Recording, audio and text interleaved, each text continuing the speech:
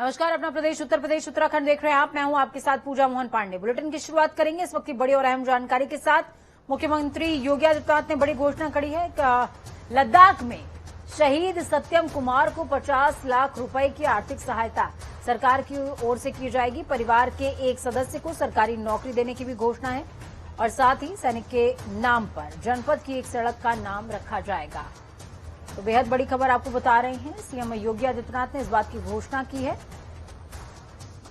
और उन्होंने साफ तौर पर कहा कि लद्दाख में शहीद हुए वीर सपूत सत्यम कुमार को 50 लाख रुपए की आर्थिक सहायता सरकार की ओर से की जाएगी।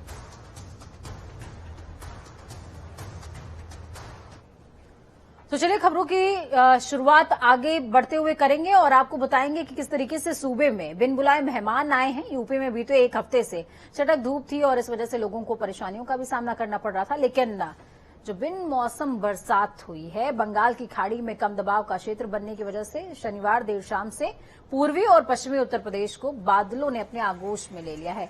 17 और 18 अक्टूबर को पूर्वांचल में हल्की या तेज बारिश होने की चेतावनी जारी की गई थी। आपको बता दें कि अगले कुछ दिनों तक आसमान में बादल छाए रहेंगे, जिसकी वजह से कहीं कहीं गरज चमक के साथ हल्की से मध्यम बारिश होने की संभावना है। हवा की गति सामान्य से ज्यादा रहने की संभावना है। तस्वीरें 6 आपकी टीवी स्क्रीन पर लखनऊ, फिरोजाबाद, बहराइच, श्रावस्ती, आगरा और हरदोई की।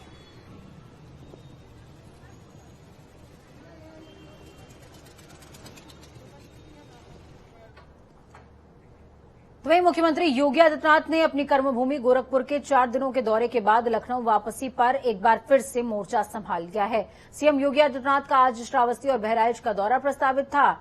उन्हें 2 जनपदों में विकास की कई योजनाओं का शिलान्यास भी करना था और लोकार्पण भी। हालांकि दोपहर से ही बारिश का दौर बदस्तूर जारी रहा। इस वजह से तेज हवा और बारिश की वजह से पंडाल के सामान बिखर गए थे। श्रावस्ती में टेंट और साउंड का जो सिस्टम था उसके गिरने की वजह से एक पुलिसकर्मी तक घायल हो गया। बीजेपी जिलाध्यक्ष महेश मिश्रा ने मंच से इस बात की घोषणा कर दी कि मुख्यमंत्री का दौरा रद्द किया जाता है, लेकिन दौरा जरूर रद्द हुआ, लेकिन सीएम ने सौगात भी दी है। वर्चुअली संबोधित किया और परियोजनाओं का शिलान्यास भी किया और लोकार्पण भी। सुहेलदेव के शौर्य और पराक्रम से जुड़ा हुआ यह जनपद हम सबके गौरव और गरिमा का प्रतीक है। याद करिए, आज से 1000 वर्ष पहले महाराज सुहेलदेव ने अपने शौर्य और पराक्रम से विदेशी आक्रांताओं को जिस तरीके से नाकों चने चबाने के लिए मजबूर कर दिया था, आज भी वह शौर्य और गाथा वहां की लोकगीत और परंपराओं में गाई जाती है। यह शौर्य और पराक्रम आज भी बहराइच के जन जन में देखने और वहां पे सुनने को प्राप्त होती है। विकास की इन सभी परियोजनाओं का लाभ आप सभी बहराइच वासियों को प्राप्त हो सके और खास तौर पर जहां पर यह कार्यक्रम हो रहा है, इस विधानसभा क्षेत्र से जुड़े हुए सभी उपस्थित नागरिकों को इसका लाभ प्राप्त हो सके, सरकार की यही मंशा है। विधानसभा चुनाव की तैयारियों को धार देने के लिए सपा ग्राउंड जीरो पर युवाओं को साधने की कवायद में जुट गई है। समाजवादी पार्टी के राष्ट्रीय अध्यक्ष अखिलेश यादव की अनुमति से मुलायम सिंह यादव यूथ ब्रिगेड के राष्ट्रीय अध्यक्ष श्री सिद्धार्थनाथ सिंह ने राष्ट्रीय कार्यकारिणी की घोषणा कर दी। इस ब्रिगेड में राष्ट्रीय कार्यकारिणी में उपाध्यक्ष डॉ संजीव दुर्जन को मनोनीत किया गया है।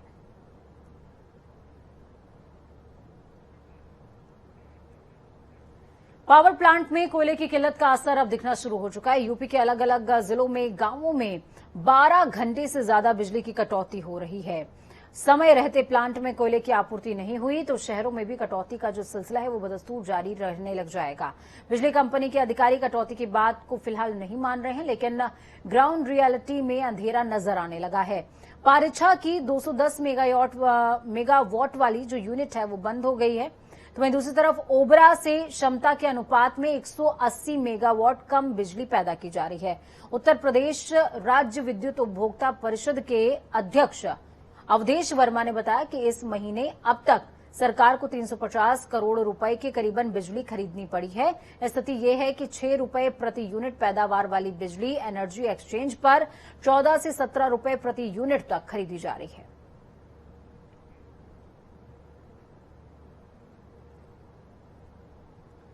तो कुछ ग्राफिक्स के जरिए आप जानकारी अपनी टीवी स्क्रीन पर देख पा रहे हैं कि आखिरकार कहां कितना कोयला बचा हुआ है, जबकि जो नॉर्म्स हैं वो ये कहते हैं कि किसी भी पावर प्लांट में 1 महीने का जो कोयला है वो स्टॉक में होना चाहिए।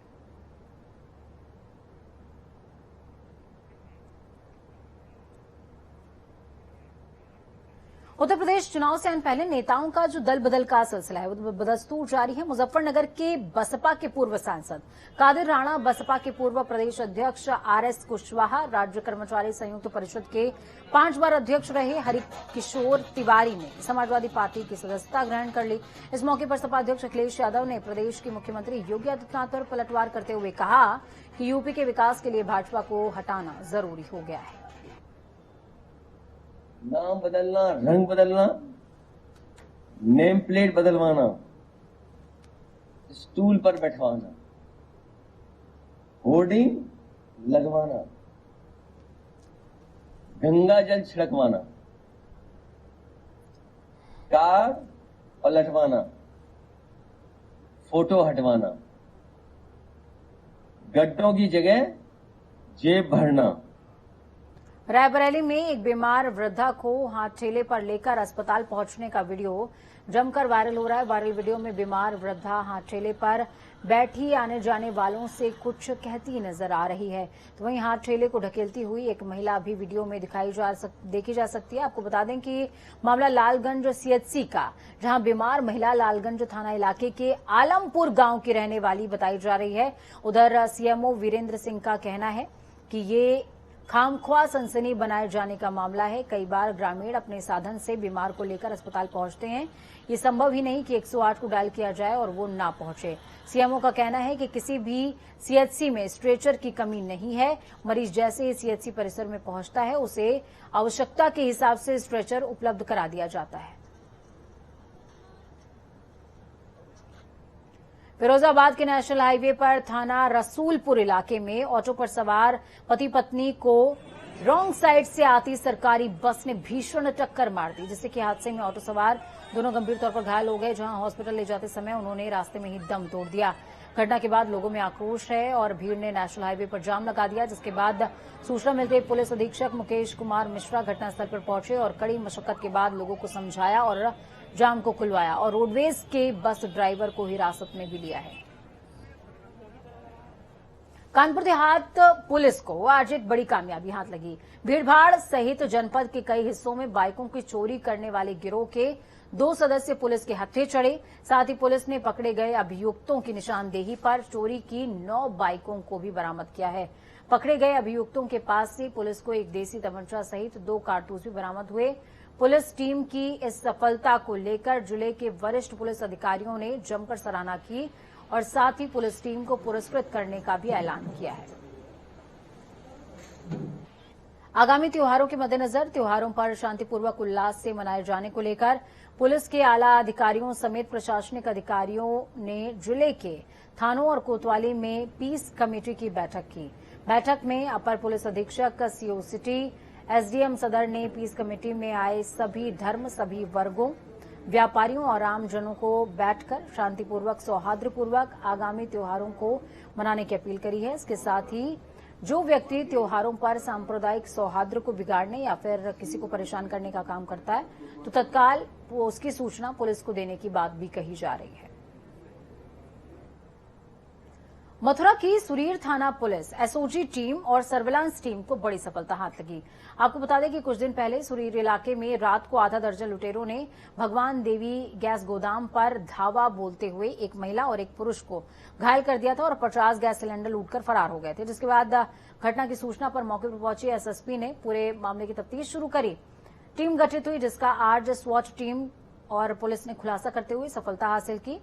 इस लूट में शामिल 4 लुटेरों के पास से 45 गैस सिलेंडर और 2 अदद तमंचा, 315 बोर 5 जिंदा कारतूस, 315 बोर 1 अदद खोखा कारतूस बरामद हुआ है। आजादी का अमृत महोत्सव कार्यक्रम के तहत फतेहपुर जिला कारागार में विशेष सफाई अभियान चलाया गया। कार्यक्रम में सफाई अभियान के साथ ही जागरूकता गोष्ठी का भी आयोजन हुआ है। इस गोष्ठी के माध्यम से जेल में बंद कैदियों को साफ सफाई के प्रति जागरूक किया गया। साथ ही आपको बता दें कि नेहरू युवा केंद्र इस पूरे महीने कई सरकारी संस्थानों और अन्य जगहों पर सफाई अभियान चलाएगा। मुजफ्फरनगर के प्रकाश चौक पर बांग्लादेश में जारी हिंदुओं की हत्याओं से गुस्साए क्रांति सेना के सैकड़ों कार्यकर्ताओं ने बांग्लादेश के विरुद्ध जमकर नारेबाजी करते हुए बांग्लादेश सरकार के पुतले को फूंक दिया। इस अवसर पर केंद्र सरकार पर इस मामले में हस्तक्षेप करने की मांग करते हुए बांग्लादेश में हिंदुओं और उनके धर्म स्थलों की सुरक्षा सुनिश्चित की जाए और अगर बांग्लादेश में हिंदुओं पर हमला बंद नहीं होता है तो बांग्लादेश के खिलाफ कठोर कदम उठाए जाएं, ऐसी मांग की गई है।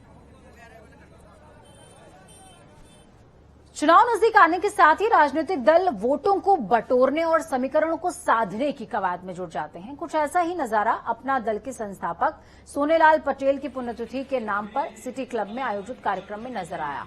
सांसद आशीष पटेल ने विधानसभा में उपाध्यक्ष पद पर आरक्षण का गेम खेला है। उन्होंने कहा कि उनकी पुरानी मांग के बावजूद अब तक उपाध्यक्ष की कुर्सी पर पिछड़ी या फिर दलित जाति के किसी भी व्यक्ति को नहीं बैठाया गया। उन्होंने अप्रत्यक्ष रूप से योगी सरकार पर निशाना साधा है। स्पष्ट मत था, चूंकि विधान परिषद का जो सभापति है और जो विधानसभा का अध्यक्ष पद है उस पर वर्तमान में आसन में पिछड़े वर्ग या दलित वर्ग से कोई भी व्यक्ति नहीं है।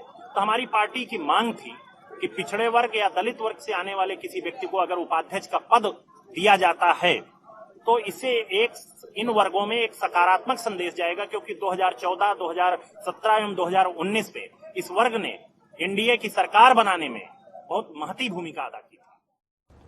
बिजनौर के बुडेरन गांव में दिल दहला देने वाली घटना सामने आई, जहां पर हैंडपंप से पानी भरने गई 15 साल की मासूम को घात लगाए बैठे गांव के 3 नशेड़ी युवकों ने मुंह दबाकर उठा लिया, जंगल में ले गए और उसके साथ गैंगरेप की घटना को अंजाम दिया, जिसके बाद दरिंदों ने घटना को अंजाम देकर अधमरी हालत में गांव के पास ही बने मंदिर के पास उसको फेंक दिया और फरार हो गए। परिजन लगातार उसकी तलाश मासूम की करते रहे और जब परिजनों को पीड़िता मंदिर के पास खून से लथपथ हालत में पड़ी मिली तो उन्होंने पुलिस को सूचना दी, जिसके बाद पुलिस ने बच्ची को मेडिकल के लिए भेज दिया है और 2 आरोपियों को गिरफ्तार करके जेल भी भेज दिया है।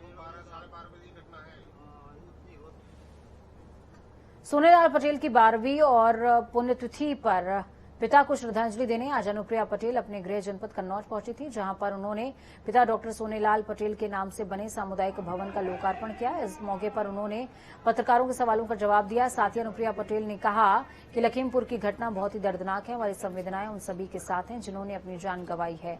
आगामी विधानसभा चुनाव पर पूछे गए सवाल पर उन्होंने कहा, भारतीय जनता पार्टी और अपना दल का गठबंधन है। पिछले 3 चुनावों के साथ मिलकर हम लड़ रहे हैं। 2022 के चुनाव को भी हम फतेह करेंगे। रायबरेली के थाना क्षेत्र में एक हफ्ते पहले जिला अधिकारी कार्यालय से सेवानिवृत्त कर्मचारी सीएल जौहरी और उसके पुत्र पर वाहन से कुचलकर जानलेवा हमला किया गया।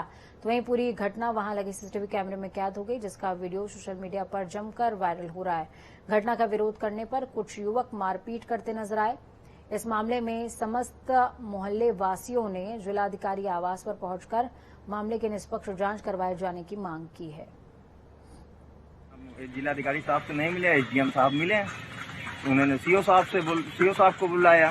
सीओ साहब हैं, सीओ साहब सरासर कहने आपने कोई कंप्लेन किया ही नहीं थाने में, और दोनों पार्टी बैठाए हैं और एफआईआर उनकी तरफ से आता नहीं ना, हम लोग एफआईआर देखे हैं काफी, कोई सुनवाई नहीं हो रही है। तो एसडीएम साहब भगवान अच्छे हैं, उन्होंने लिख के दिया, जाइए आप वहाँ पे लिखी जाएगी आपकी। कहाँ जा रहे हैं आप लोग? अब हम लोग इस समय मलेरिया थाने जा रहे हैं।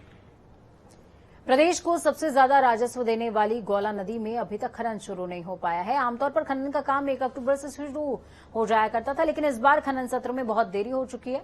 गौला और नंधौर दोनों नदियों में पानी का स्तर ज्यादा होने की वजह से खनन कार्य शुरू करने में देरी हुई। जानकारी के मुताबिक दोनों नदियों में खनन का काम 1 नवंबर से शुरू किया जा सकता है। वन निगम ने खनन शुरू करने को लेकर तैयारियां पुख्ता कर ली हैं। सीमांकन का काम पूरा कर लिया गया है। वन विभाग के अधिकारियों के मुताबिक खनन क्षेत्र में देरी की वजह से राजस्व में कोई फर्क नहीं पड़ेगा, क्योंकि पिछले सालों में भी नवंबर महीने से ही खनन का काम शुरू किया गया था। अभी इसका जो है आइडियली जो है 1 अक्टूबर से जो है इसको शुरू हो जाना चाहिए था, बट अभी इस संबंध में मेरी वन विकास निगम के अधिकारियों से जो है जो बात हुई है तो उनके द्वारा ये अवगत करवाया गया है कि साहब अभी जो है जो बारिश जो है वो काफ़ी है और उससे जो पानी का स्तर जो है वो काफ़ी ज़्यादा है, जिसके कारण जो है इसमें अभी जो है थोड़ा बहुत देरी होगी। मुझे लगता है 1-2 हफ्ते के बाद जो है वो हो जाना चाहिए और बाकी वाली जो फॉर्मेलिटीज़ वगैरह है वो उनके द्वारा अवगत करवाया गया कि ये हो गई है, जैसे हमारा रजिस्ट्रेशन आदि जो है वो सब। उत्तराखंड की भाजपा सरकार में कैबिनेट मंत्री रहे यशपाल आर्य के हाल ही में भाजपा छोड़कर कांग्रेस में आने के बाद पहली बार प्रदेश के मुख्यमंत्री पुष्कर सिंह धामी को जमकर घेरा है। मुख्यमंत्री पुष्कर सिंह धामी की तरफ से विधानसभा चुनाव से ऐन पहले युवाओं को रोजगार देने के लिए निकाली गई विभिन्न सरकारी महकमों में बंपर भर्तियों पर पूर्व कैबिनेट मंत्री यशपाल आर्य ने कहा, राज्य की जनता समझदार है। चुनाव से पहले जिस तरीके से सरकार बंपर भर्ती निकाल रही है वो पूरी तरीके से हवाई घोषणाएं हैं। राज्य सरकार 2 महीने में ज्यादा से ज्यादा 500 युवाओं को ही नौकरी दे सकती है, वही उनकी उपलब्धि होगी।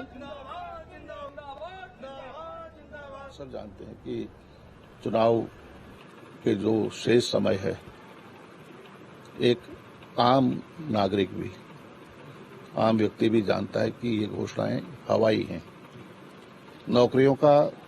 नौकरियां हम कहें हम इतने 1000 लोगों को नौकरी देंगे, 2 महीने में नौकरी दे पाएंगे? 500 लोगों को नौकरी दे पाए, बहुत बड़ी बात होगी। ये सब सब्जबाग हैं, जनता को भ्रमित करना है, जनता के साथ छलावा है, लेकिन कुछ हासिल होने वाला नहीं है। मैं इतना ही कहूँगा, कुछ हासिल होने वाला नहीं है। बहुत देर हो चुकी है।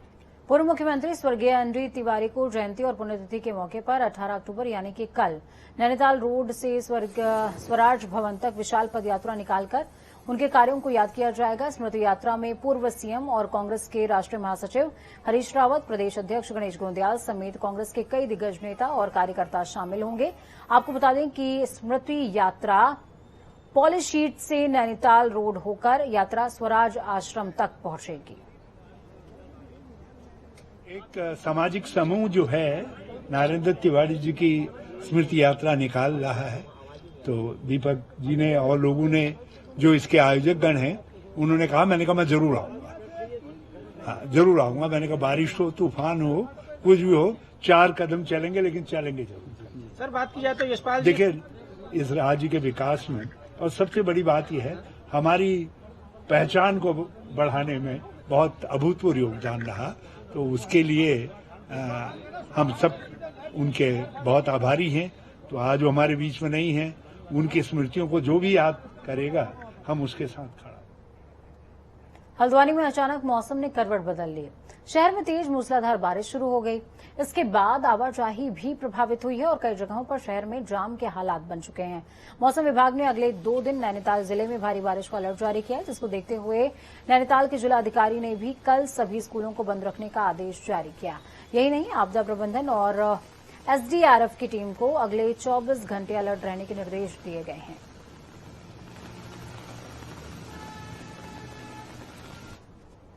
साल 2021 बरेली जोन के अंतर जनपदीय वॉलीबॉल, बास्केटबॉल, हैंडबॉल और टेबल टेनिस, सिपिक चक्रा और योगा प्रतियोगिता का आयोजन बिजनौर में किया जा रहा है, जिसका उद्घाटन आज आईएएस कुमार सिंह ने किया है। और इस प्रतियोगिता में जनपद बरेली, पीलीभीत, शाहजहांपुर, बदायूं, रामपुर, मुरादाबाद, संभल, अमरोहा, बिजनौर की टीमें प्रतिभाग कर रही हैं।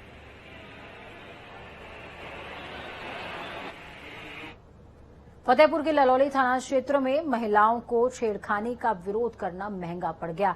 आपको बता दें कि छेड़खानी का विरोध करने पर दबंगों ने महिलाओं के साथ जमकर मारपीट करी, तो वहीं मारपीट में एक ही परिवार की 2 महिलाओं सहित 8 लोग गंभीर तौर पर घायल हो गए। स्थानीय लोगों ने घायलों को उपचार के लिए अस्पताल में भर्ती कराया। घटना के बाद हमलावर मौके से फरार हो गए। घटना के बाद मौके पर पहुंची पुलिस ने केस दर्ज करते हुए 4 लोगों को गिरफ्तार करके आगे की कार्रवाई शुरू कर दी है।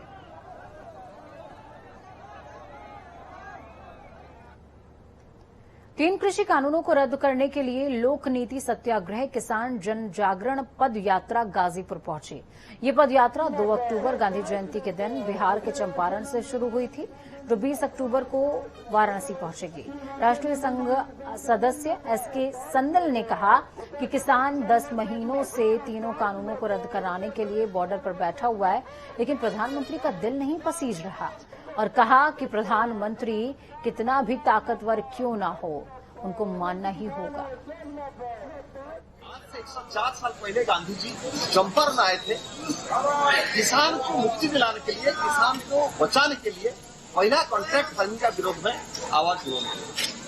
आज 104 साल बाद दुर्भाग्य की बात यह है कि पूरा देश भर में प्रधानमंत्री नरेंद्र मोदी जी कॉन्ट्रैक्ट फार्मिंग लागू कर रहे हैं किसान का जमीन को छीनने के लिए। इसलिए गांधी जी का संदेश लेकर चंपारण से जा रहे हैं प्रधानमंत्री का संसदीय और बनारस पर ये संदेश देने के लिए गांधी जी आए थे किसान को बचाने के लिए, अब मारने के लिए क्यों आए।